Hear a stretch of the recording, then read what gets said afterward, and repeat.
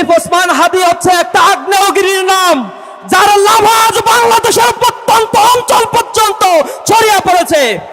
শরীফ ওসমান হাদি আধিপত্যবাদের বিরুদ্ধে যেভাবে উচ্চকণ্ঠে, স্বৈরাচারের বিরুদ্ধে যেভাবে দাঁড়া বাজিয়েছে, তা জুলাই বিপ্লবীদের রক্তে আগুন ধরিয়ে দিয়েছে।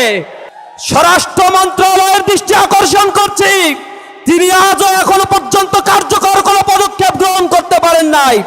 প্রশাসনে কোটি কোটি জনশক্তি টাকা এখানে বিনিয়োগ করা হয়েছে, অথচ কার্যকরভাবে ফ্যাসিবাদ নির্মূলে যে ধরনের উদ্যোগ গ্রহণ করার দরকার ছিল তা আমরা দেখতে পাইনি। জুলাই পরবর্তী যে সকল নেতা কর্মী এবং সন্ত্রাসী আওয়ামী ফ্যাসিবাদকে গ্রেপ্তার করা হয়েছিল, তার অধিকাংশকেই আজ মুক্ত করে অস্ত্রের চোরাচালানির মাধ্যমে তারা আজ সন্ত্রাসীর স্বর্গরাজ্যে পরিণত করেছে। আমরা সরকারের দৃষ্টি আকর্ষণ করে বলতে চাই, অনতিবিলম্বে অবৈধ অস্ত্র যেগুলো রয়েছে সেজন্য সাঁড়াশি অভিযান পরিচালনা করতে হবে।